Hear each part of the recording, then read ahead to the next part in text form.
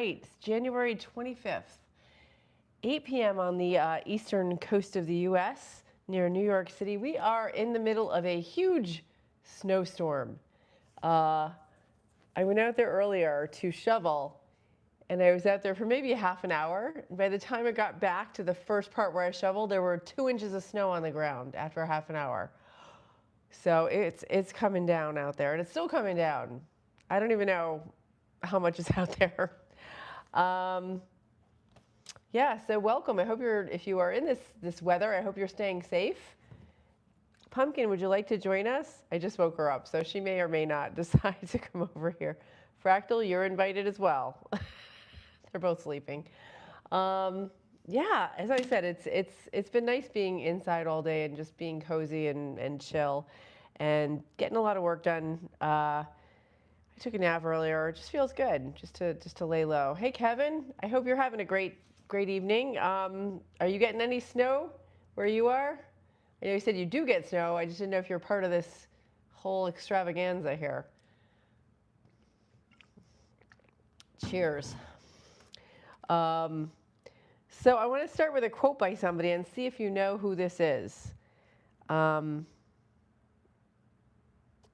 like you just the way you are. Does that ring a bell? Who that is? And I'll give you a minute. Hey, Gina, good to see you. I'm wondering, you know who that quote is from? Because we're kind of from the same, age group. And I'll tell you in a second. I watched a documentary that was actually made in 2020 by these high school kids. And it was really, really good. It's on, oh yeah, Billy Joel, great guess. You both said Billy Joel. Good guess, everybody. It was originally Fred Rogers. I think Billy Joel made a song out of it afterwards. Fractal, are you going to join us? Oh my goodness, she's taking an opportunity. She sees Pumpkin's not on the chair, and she wants to come over, but I don't have the table set up. Here, maybe that. There you go. Come on, you can do it. I don't know, we'll see. Yeah, so this whole special was on Fred Rogers, who was Mr. Rogers. And did you guys watch Mr. Rogers when you were younger? I did. And I wasn't a big fan of the puppets at the time. I just remember thinking, that's kind of a little unusual. I didn't realize that the puppets were actually all him. Like that was all his voices just changing. So that kind of explains it, and I kind of like it a little bit more now. But it started with an interview from his wife, Joanne Rogers. And she was going to college at the time in I think Pittsburgh, she said. And she was asked by her professor to show Fred Rogers around. He was thinking of transferring to this school. And so she and her friends showed him around. And when she met him, she was like, oh, he's pretty handsome. And then she started talking to him, and she said, oh, he's smart. And then they showed him to the music area. And oh my God, I love the Magic Garden too, G. Hey, Jim, welcome. And good evening, Art, too, by the way. I forgot to say hi. Yeah, so she was showing him around, and then they came to the music department, which was, I guess that's what he was transferring. He was going to music school, and he sat down at the piano, and I guess it was like 1947 or so, and he started just playing all these popular songs. There were, a lot of big band stuff, and he just knew all the songs, and everybody was very impressed with his looks and his ability and his intelligence. And then she ended up marrying him, but he ended up going to divinity school. Well, first he saw TV, and he went to NBC in New York City for 3 years, and he was watching what they were putting on TV, and he was disgusted by the slapstick humor. That was kind of like, this is a great medium, and they were putting junk on, and he was like, this is a waste. So he saw it as an educational tool, and he changed his focus from music to TV. So then he was in the seminary for a Lutheran church, and he told his professor or his advisor, I want to use TV to run a ministry for children on TV. And they said, well, that's not going to work. That's, that's too avant-garde, right? So then he went to the they suggested he go to the University of Pittsburgh to study under Margaret McFarland, and I guess she was very influential in starting early childhood development information. She worked with Eric Erickson, Benjamin Spock, and Barry Grazelton. So they were very, early on pioneers that knew the importance of how they used to start, educating kids in kindergarten, and then these folks were like, no, it's much earlier, like when they're little, right? Oh my gosh, gee, I love the Magic Garden too. We, it's so funny because my mom never let us watch TV, so I was just happy to be able to watch Mr. Rogers. That was like a big deal. So I was excited to have TV on because Annie. Anyway, so he got to study under all these brilliant early childhood development folks who were just coming out with this new field and focused on the real young kids, right? And this gave him the rigor and the academics to produce an excellent early childhood education show. So he did. He produced it at in Pittsburgh, and it was called The Children's Corner. It won awards. And then he met a woman who was just starting her master's in child development. She met with him, and instead of going into TV, he suggested she go study at this University of Pittsburgh and study early childhood development. And then he hired her to work with the show. Isn't that interesting? Yeah. It's like me with this medium, a lot of junk, and I want to do something better. Thank you, Art. Well, he's one of my inspirations. That's why I'm so excited about this story. And it was just very cool that these high school kids put together a really it's on YouTube. It's a high quality documentary. And they had like his biographer on there, his wife, a bunch of people that worked on the show. And it was neat to see the background, some behind the scenes stuff. And they had really cute little stories and things like that.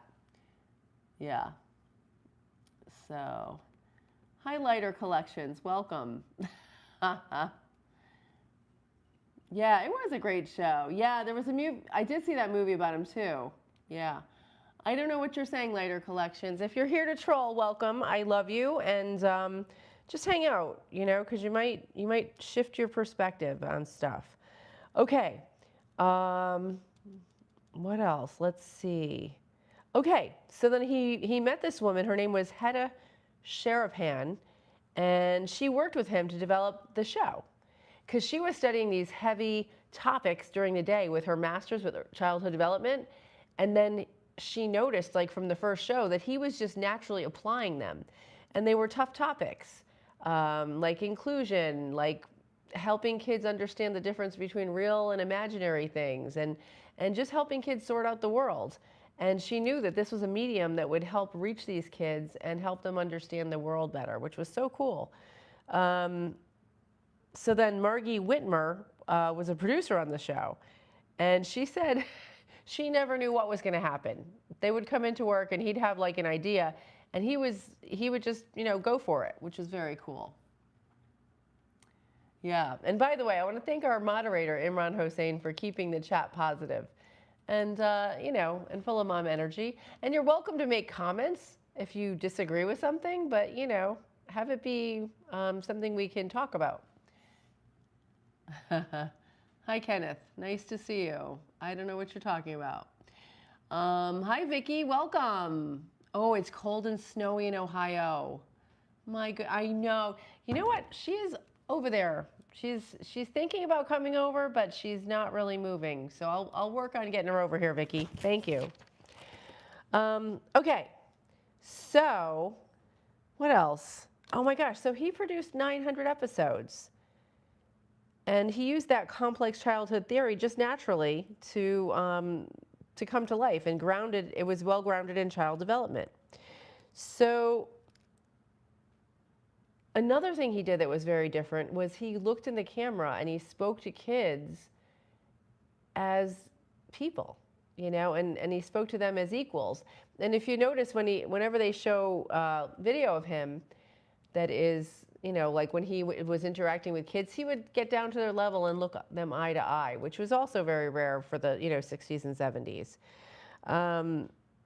And he would say, so he talked directly to the kids and became a trusted friend and neighbor. And he went on national on TV in '68. And he said, every person you meet has something special about them, and it's a really good feeling to know that about others and about yourself. So that's a beautiful message too. Yeah. It's cold here in Ohio. Yeah. I know, Vicki, I hope you stay warm up there, or out there, I guess. Let's see. So then they had, he invited a child that he had met in, I think, Chicago to come and be on a show, and his name was Jeff Erliner. And Jeff was in a wheelchair, and they didn't script anything or plan anything. He just said to the parents, I'm going to talk to Jeff, ask him a few questions, and maybe we'll sing a song together. And Jeff came out. He sat down. He was at Jeff's level. They had a beautiful, honest conversation. He asked him questions about the wheelchair and what it was like to use the wheelchair, and kind of addressing things in a different way that was never really talked about, which was so interesting. And then they sang a beautiful song together, and it was just a natural conversation, and it was groundbreaking actually at the time. So that was pretty cool. He also did a show about divorce, and the whole theme that week was some things can be fixed and some can't. And he just spoke about humanness and caring and kindness, and he was honest and authentic. So that's pretty, it's quality TV for the kids and for the parents, actually. So he also had famous people on there, Yo-Yo Ma, Winston Marsalis, and and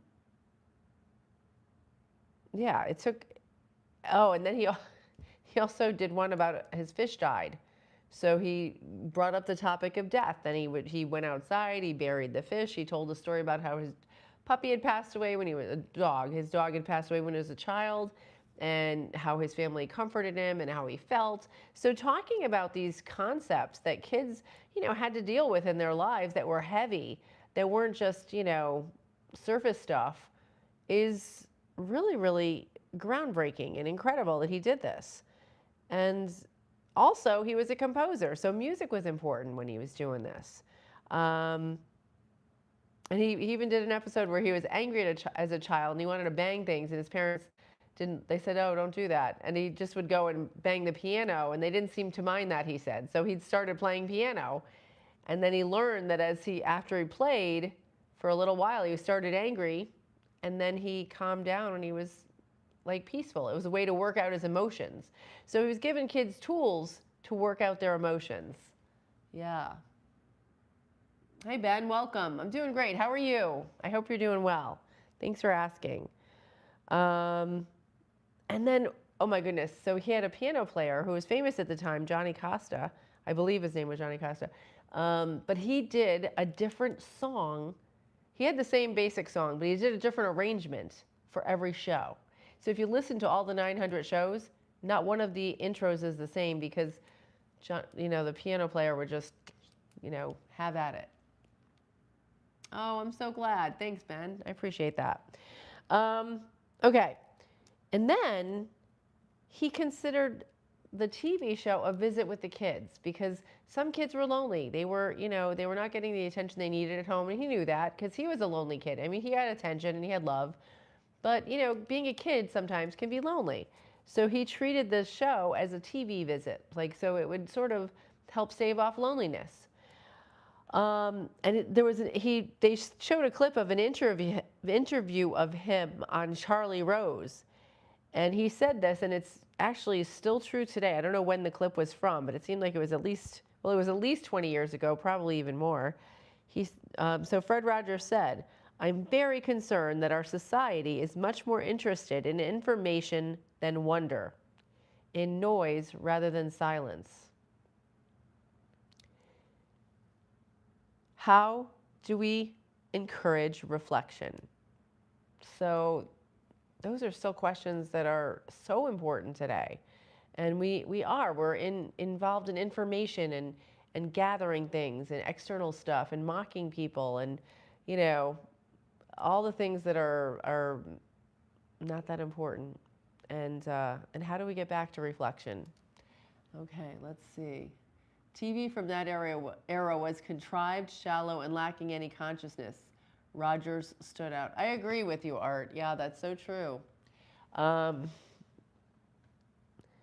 yeah, I think that's probably why my mom allowed me to watch it. She was a teacher, so she probably was like, okay, this guy he makes the cut. um, yeah, and those puppets that he had, like, they weren't great, but they came on the other movie I saw this. It wasn't in this documentary, but his wife was doing something on screen on one of the shows, and they had been using, they were, and in, like, I think it was Pittsburgh on the TV station, they were using old film that had been given to them, but it was so old and brittle that oftentimes the film would break, and they were showing a clip or something, and they had dead air time, and his wife was like flustered. So he was behind the stage, so he punched a hole in the wall with the puppet and started doing a little conversation with the puppet to save his wife from embarrassment. And that's how the whole puppet thing was born. So I think that's really sweet. You know, I mean, this whole thing is just, I admire this guy very, very much. And he put together a whole team of people who understood his vision and supported him, which I love. And as a child, he was bullied. He was not a healthy kid, so he, you know, had some sadness and loneliness, and he channeled that to help reach out to kids because he understood how they could feel isolated and alone, which was pretty cool. So it's like taking our weaknesses, our challenges, right, and making them strengths and helping connect with other people who may be going through the same stuff. And especially if you can survive. Oh, here comes Pumpkin. Come on, honey. You can do it. Hold on, I just have to make her a path. Okay, come on. Yes, right up here. Finally. Thank you. There you go. Are you going to jump? Go right over there. Go ahead. Yeah, you could do it. Good job. Let's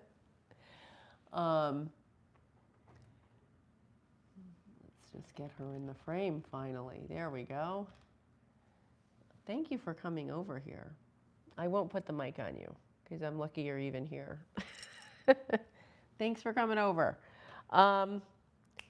Yeah, so I don't know what I was saying, but anyway, oh yeah, he used his challenges to make his interactions real, right?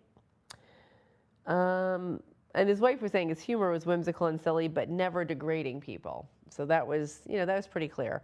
And then fast forward to 9/11, and he had the famous quote, "Always look for the helpers, people who help in emergencies." And he encouraged the news stations to show more of the people helping because, and he said, "Always look for the helpers because there is always hope." And that gives us hope in a time of crisis to see when there's something heavy going on, when there's something tragic.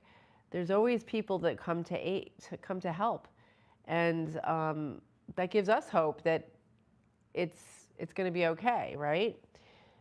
And someday you can become a helper, and maybe even today. So he said that. I think that's really beautiful. Another thing he said was, this was great. The toughest thing to do is to love somebody who has done something mean to you, especially when that somebody has been yourself. Wow. Have you ever done something mean to yourself? Well, it's very important to look inside yourself and find that loving part of you.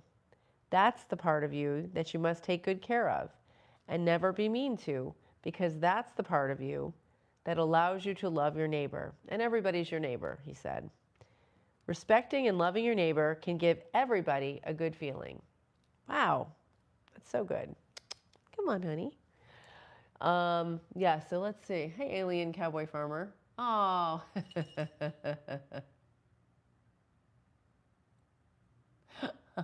I'm not sure. Well, thank you. I'm not sure about Tom Cruise, but I do appreciate all your blessings. Yeah. Oh my gosh, Gina, self-forgiveness is the hardest. That is so true. And taking the time to kind of get to know yourself, get to know what you're believing, and then learning to love yourself and be kind to yourself. Oh my goodness. It's a practice, right? Okay, and I'll leave you with this. You are special, and so is everyone else in this world. Everybody longs to be loved and longs to know that they are lovable. You've made this day special just by being you. Isn't that awesome? I love Mr. Rogers. So, yeah. Any adult who has patience and wasn't hostile to me was completely new for me. Yes, that's so true. Like, he was patient. He talked really slow, and I know that was hard for a lot of people to deal with. He was a little slow for me too. I'm like, come on, Fred. But you know what? It was just so kind and so refreshing, right? I think a lot of kids didn't have that in their life. And it was like an oasis of somebody who actually talked to them as people, who was kind, who was, and his wife said that. She said he was the father figure, he was a brother, he was an uncle to so many kids. In fact, she told the story. One time they were in New York City, and one little kid sees him, and the kid's eyes like popped open. They're like, "Mr. Rogers, how did you get out?" So then Fred explains to him what TV is, and and then the kid goes, okay. He listened to the whole thing, and he goes, but how are you going to get back in to the TV? So it's just cute. I just thought there was a lot of cuteness to it. So I don't know. Do you have anybody in your life that you admire? Like, he's kind of one of my heroes. I mean, I know his show was goofy and silly, but hello, so am I. But how about you? Do you have anybody that you looked up to that helped you get through some tough times?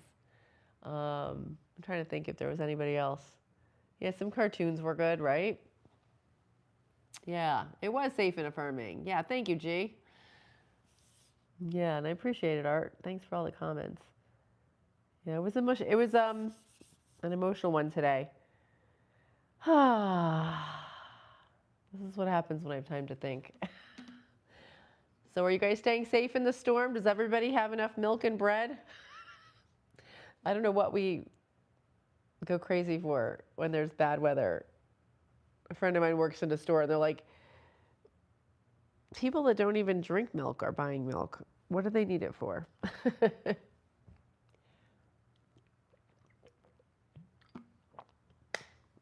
I was moving a car today to shovel around it, and I got a little bit stuck in the road. But I sort of rocked it out of place and then got it to where I had to get it. But it was a little dicey. Thank God nobody was coming. It took a while. Yeah, won't you be my neighbor? That's so cool. I love that. All right.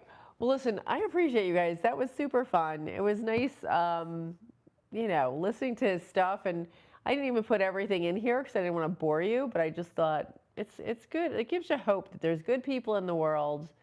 And yeah, I hope you guys are all doing something that you find purposeful. I mean, I'm doing this channel, and yeah, I get trolled. We had a person that came on the other day and said they were coming on to troll, and then they ended up, I think they were engaged, and it was kind of beautiful. So I'm just hoping people feel the love and support, and I do. I think we need to all be open and kind and try to be kind to even people when they're mean to us. Protect ourselves when we have to, but yeah, I think we can change the world. But anyway, thank you so much, everybody. It was great talking to you all, and thanks for being here. Thanks, G. I'll see you guys. So from myself to yourself, thank you for joining me on this journey. Pumpkin took off, but I hope you have a great night and stay safe. All right, thanks. Bye-bye.